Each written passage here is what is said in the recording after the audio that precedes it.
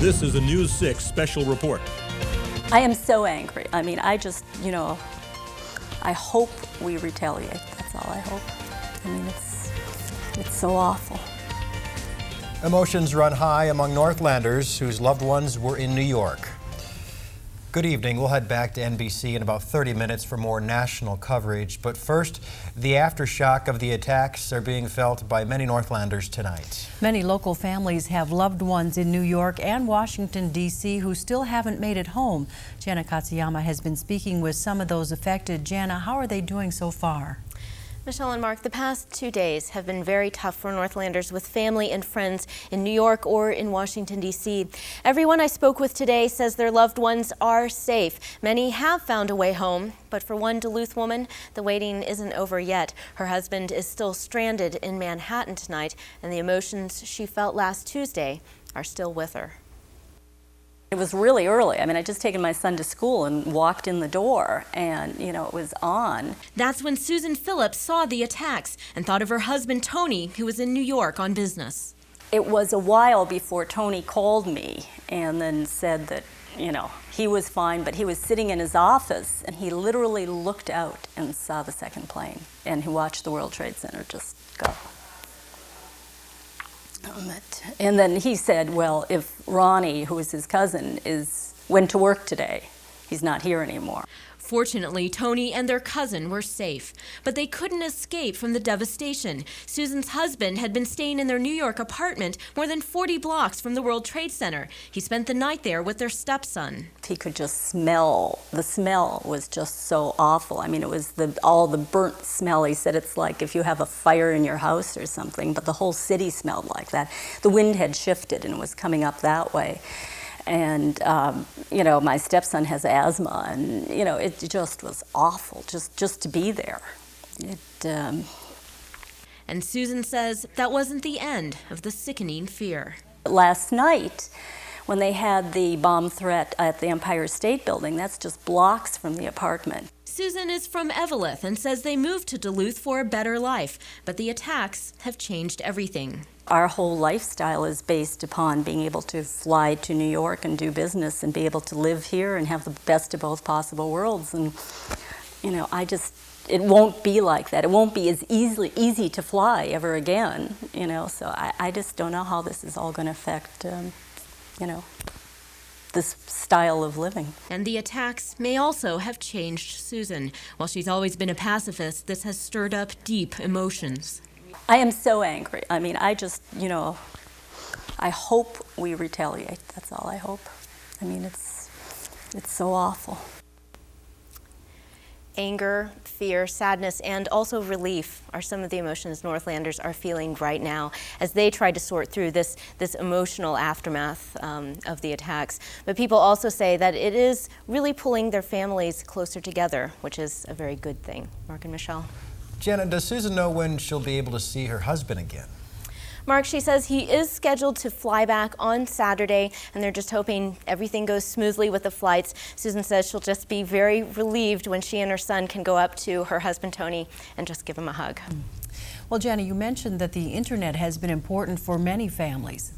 That's right, Michelle. With the phone lines being flooded, communication has been very difficult, so the internet has become an easy and quick way for people to stay in touch with relatives out east. I've spoken with nearly a dozen Northland families this week who have loved ones that were affected, and without emails and the internet, many of them would have had to wait many hours more to hear good news about their safety. And with all of this destruction that we've been seeing, it's just very heartful to know that there are quite a few Northlanders who have survived, and hopefully in the upcoming days we'll hear about many more. Okay, thank you very much, Jana. Well, almost everyone who watched the carnage unfold in New York and Washington was shocked and horrified. For many firefighters, it also reminded them of the dangers they face in the line of duty. But rather than react in fear, many are signing up to offer their services if they're needed in New York. Barbara Riles has their story. Most of the New York firefighters knew there was potential danger as they charged into the weakened World Trade Center, but they went anyway. What am I doing on this? Go to the Trade Center. You're focused on there's people in there, they need help, and it's my job, I need to help them. It goes with the job. There's always that risk that that you're not going to come out. They know the risk, but veteran firefighters say they don't dwell on it. We probably wouldn't be able to come to work every day if we felt that we might die that day. But you put that in the back of your mind. You know, you try not to think about it. But as they watch the scenes from New York and hear how many firefighters are dead, many say it's hard not to let it affect them. And it makes you really think about what your job involves and what can happen. Safety is a daily drill for firefighters. They learn to assess risks before going into a situation. But this disaster raises serious questions about what they would have done. I mean, I know that I would want to help those people, and I know that I would have wanted to go in there too. It's that feeling that's prompted a group of Duluth firefighters to sign up to go to New York if needed to help. It is a brotherhood, it is a sisterhood. I mean, what they're going through in New York, certainly we feel here in the Northlands. The New York Firefighting Union says they don't need immediate help, but asked Duluth firefighters to gather a list of volunteers to be called on if necessary. If I could go out there and lend assistance, I'd love to. As the firefighters mourn the loss in New York, there is one thing that has emerged as particularly important to them. It makes me think that I should probably be a little more careful how I treat people I work with on a daily basis. In Duluth, Barbara Riles, News 6. A Minnesota memorial service will be held this weekend to honor victims of the terroristic attacks in New York City and Washington, D.C. The service will be held Sunday afternoon at 3 o'clock on the state capitol lawn.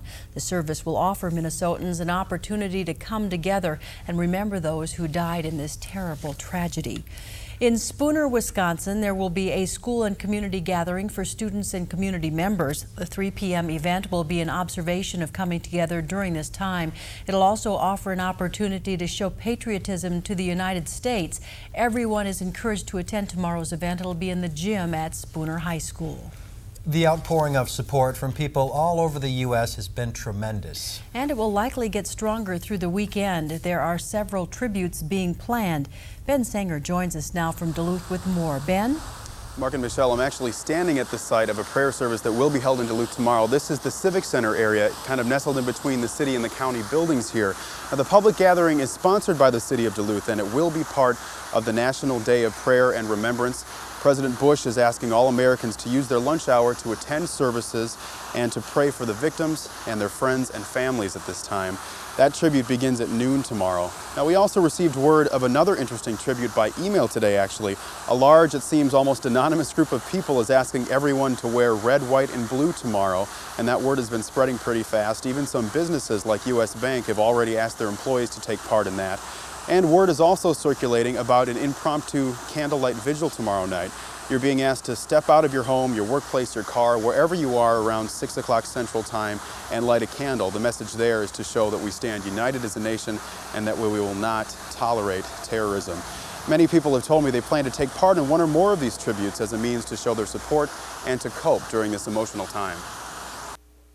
I can understand the anguish of the families. You can't find your father, your brother. He's missing, he's gone.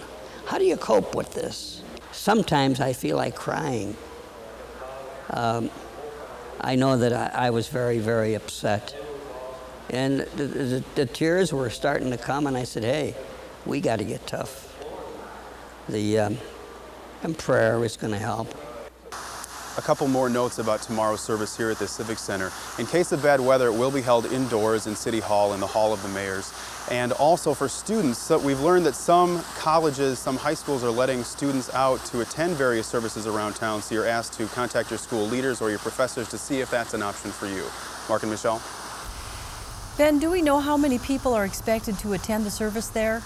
Well, they're not really sure how many people to expect at this time, but we do know that there will be 5 local religious leaders officiating over the service, and people of all faiths are welcome. And before you go, Ben, can you tell us about other services going on tomorrow? Yes, there are actually a number going on tomorrow, and in fact, too many to mention at this time, but you can go to News 6 online for a complete list. And I should also tell you, we will have a crawl running along the bottom of our screen during our 10 o'clock newscast with all that information and other pertinent information that people may want to know. We'll look forward to seeing that. Thank you very much, Ben. Well, Mayor Gary Doty is asking anyone who has an American flag to fly it as a sign of solidarity. There are some general rules that should be followed when flying the American flag. It should never be pointed at any person or thing. It's flown upside down only as a distress signal. It should never have anything placed on it or attached to it. This includes any letter, word, number, or drawing of any kind. When the flag is lowered, no part of it should touch the ground or any other object. It should be received by waiting hands and arms. To store the flag, it should be folded neatly. And to place the flag at half staff, you should hoist it to the top and then lower it to a position halfway on the staff. The flag should be raised again to the top for a moment before it's lowered. If you need a flag, you can get one on Saturday. Magic 95 FM will be giving away American flags to people who donate to the American Red Cross. That event takes place on Saturday from 1 until 3 at the Miller Hill Mall. American Pride t-shirts will also be available for a $10 donation to the East Coast. Northlanders are taking to the airwaves, sounding off about the attacks on New York and Washington. KDAL radio talk show host Kerry Rodd has been fielding a flood of phone calls with people eager to share their thoughts and feelings on this national tragedy. He says the wave of calls is not surprising. You know, we all talk around the water cooler or maybe in the lunchroom or whatever, but most of us don't have a chance to air our voice where other people beyond where we work have the opportunity to listen to us, and I think it's easier to vent a little bit and maybe get it off your chest. I think it works out well. Rod says the attacks will likely dominate the conversations on his show for some time to come. Listeners to KTCO radio are steadily requesting songs with patriotic themes. One new song gaining popularity is a remake of Lee Greenwood's hit God Bless the USA, recorded just this week.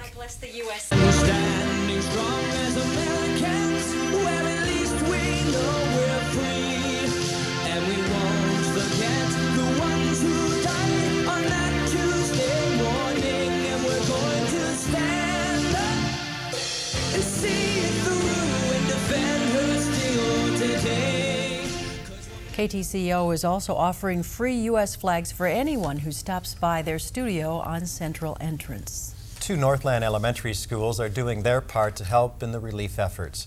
Caribou Lake and Pike Lake elementary schools are conducting a dollar drive for the Red Cross. The money will be earmarked for Washington and New York relief efforts. Students will collect money next week and then give it to their teachers. They're also challenging other schools to do the same. The rescue dogs helping in the search for survivors will soon be protected by special footwear from the Northland. A Duluth company called DogBooties.com has received a huge order for protective booties for the dogs' feet. After seeing the dogs go through the piles of concrete and other debris, people around the country contacted the Duluth company. Several donations have come in to pay for the boots, and the owner is also donating several dozen. Great. This is you know, to be able to do something that's going to contribute to the well-being of, and for a cause like that, I think it's great. I personally like dogs an awful lot, and I think anything to help them, I think is great. Nearly 1,000 dog booties will be delivered to the disaster scene in New York before this weekend. Northland Army recruiters have reported little or no change in the number of people signing up to join the armed forces, but there have been lots of calls from veterans looking to re-enlist or volunteer. On the national front, some recruiting offices report increased interest from young people wanting to enlist. A flight school in St. Paul was the target of FBI questioning. The owner of Wings Incorporated confirmed that FBI agents contacted him. He declined to say what the agents were seeking. The Justice Department says a number of people who could be linked to the attacks have been detained for having false identification, but as of right now, no actual arrests have been made. The ripple effects of Tuesday's attack are spreading to Northland workers. Many companies are affected by the shipping delays, but customers and businesses have been quite understanding. Kim Kaiser joins us now with more on the emotional and financial impact Northlanders are facing. Kim? Mark and Michelle, companies across the Northland are getting back to normal after the attack on the East Coast worried workers hurt business. While problems such as shipping delays are bothersome, they can't compare to some families' pain. But it does show how we've been affected in so many ways. Employees across the Northland just keep working through the difficult times facing our country. Until now, workers at a nursing home on Park Point were dealing with another uncertainty, whether they would get their paychecks on time. The checks normally arrive to this office by overnight shipping. The afternoon and night shift employees are used to getting theirs Thursday night, and they're going to have to turn around and come back on Friday sometime or call back and find out when they get here. Workers plan to pick up their checks only a little late because of teamwork and creativity. Employees from across the country will take turns driving them from the Water's corporate offices in Buffalo, New York. We're the farthest away facility that they've got, so we're kind of the end of the chain and try to figure the way to get to here. It's nice that they're able to find employees in various parts of the country that are going to shuttle the checks up here. With air shipping at a halt, many Northland companies are facing delays when it comes to getting their products to customers. The people who buy music CDs and sunglasses from a Northland web business have to wait a little longer. People have been very understanding. Dan Trollo says the number of packages he ships out has been cut in half. The group of websites he manages, like peepers.com, also felt another immediate hit after the attack in New York and Washington, D.C. We usually get over 10,000 visitors to our family of websites every day. So that's 10,000 people who come visiting us every day. Yesterday we had 600. Trollo expects the numbers to rebound, but the implications are profound. To see an event happen literally 1,000 miles away, but have it impact us immediately shows how tied together we all are. Connections, one of the web stores that Dan Trollo helps to manage, is owned by a firefighter in New York. So far, the owner hasn't returned an email to say if he's okay. Kim, what about other Northland businesses?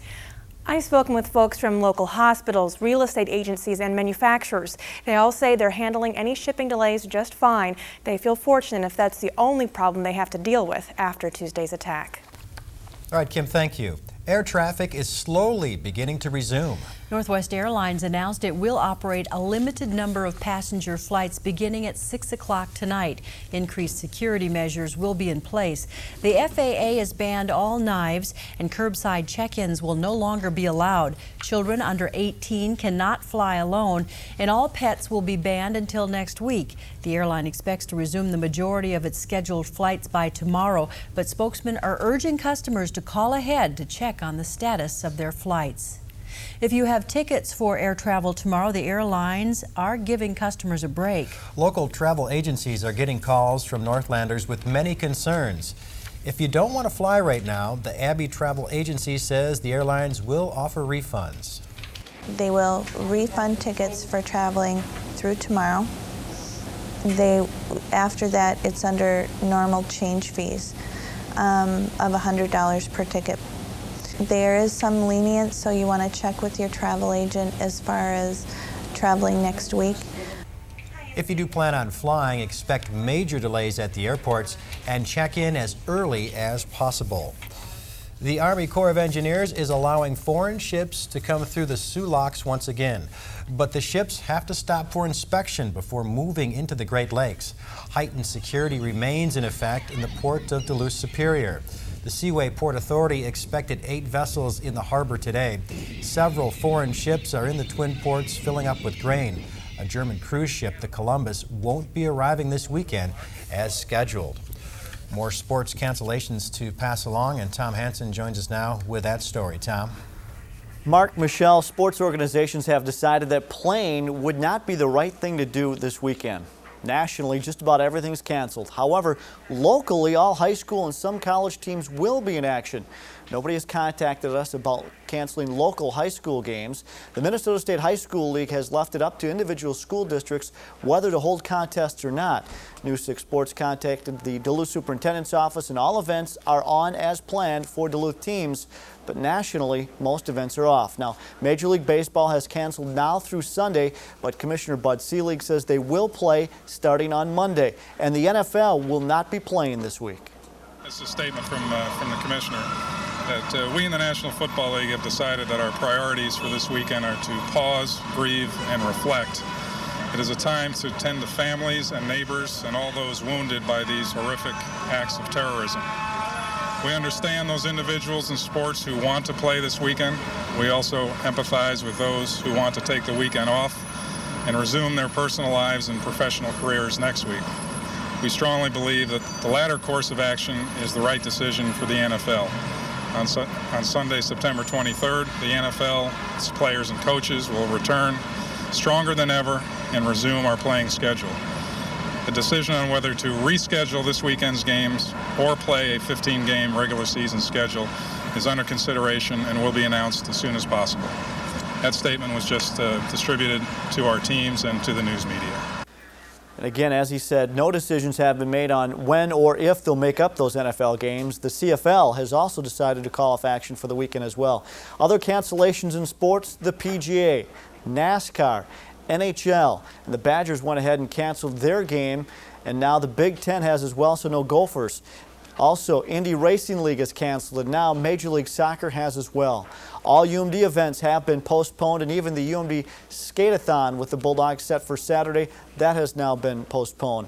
But here's a list of sporting events that are on. All high school games, local colleges, UWS and St. Scholastica. However, a UWS soccer game for tomorrow has been postponed. The North Shore Inline Race is still a go, but the elite athletes from overseas most likely will not be attending. The Moose Lake Grand Prix boat races are on this weekend in Moose Lake from noon till 5 Saturday and Sunday, and the Fat Tire Festival in bicycle racing is also still a go.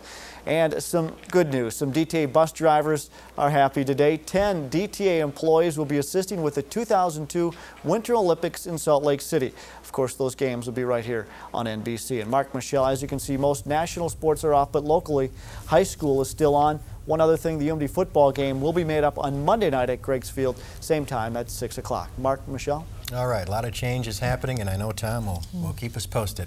Well, Paul is here now with the weather. And some frost could be headed our way. Yeah, a little bit of patchy frost last night, and that's possible once again later on tonight. Temperatures are actually going to be a little cooler. Take a look at temperatures right now. Everything's on the cool side at the moment. 53 at the airport, 55 at the harbor, 57 in Superior, and 59 in Hibbing, so a little bit warmer as you go down the screen. 57 degrees out in the weather garden. Southeast winds at 13 miles an hour. That really doesn't have very much of an effect. In fact, it will keep things a little bit warmer later on tonight here in the Twin Ports.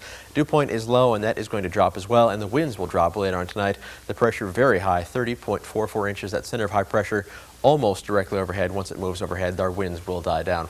Set in the weather garden, where right now the skies are clear, but earlier today we did have a few showers pass overhead. A weak upper level disturbance passed over the shores of Lake Superior and sparked a few showers, generally less than 1/10 of an inch of rain, but it was a surprise to most meteorologists around here. We weren't expecting that, so it did take us a little bit off guard.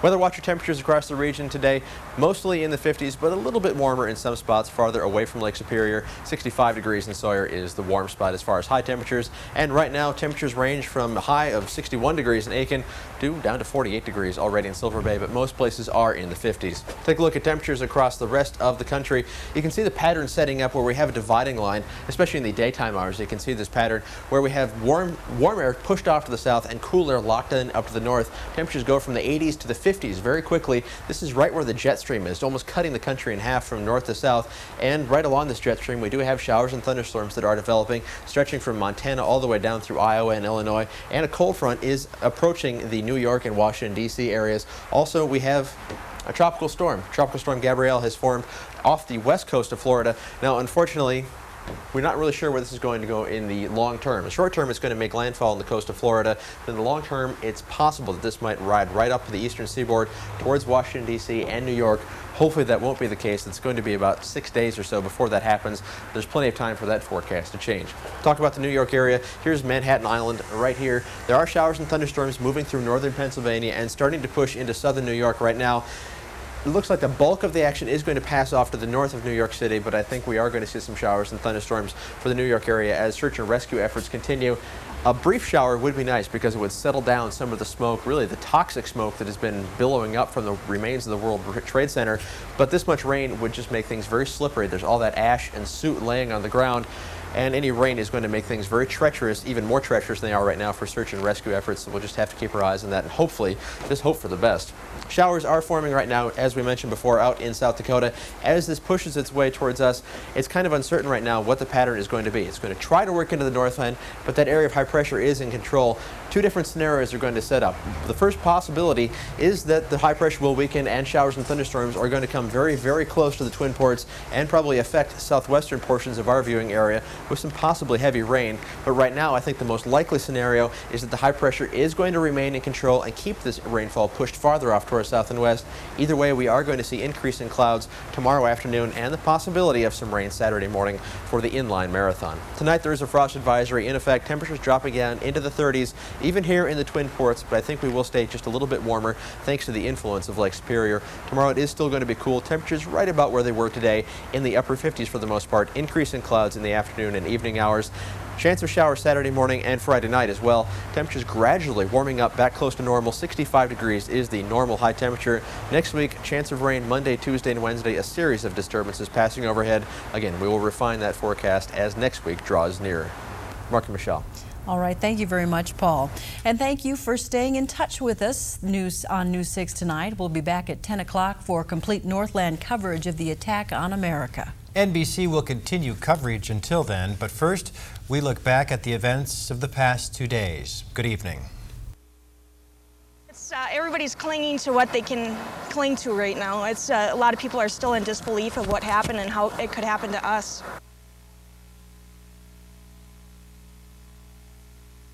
Talking helps. As human beings, talking and listening is one of the key things that helps us operate in the world. It's an attack upon America. It's an attack upon the whole concept of freedom and our way of life. And we cannot let these attacks succeed. I'm afraid that the reaction would be so bad that traveling will be seen as or associated with this tragic drama that took place. As an Iranian American and as a Muslim, I sometimes fear what that would do to the stereotypes in the community. I want to say thanks for the hundreds and thousands of Americans who pray for the victims and their families. I just wanted the folks in New York to know that their city still looks very beautiful from space. I know it's very difficult for everybody in America right now. I think we've all gotten just so wrapped up in what's going on in our lives, we forget that there's, other people out there that need our help, that are less fortunate. And I hope this brings us all together.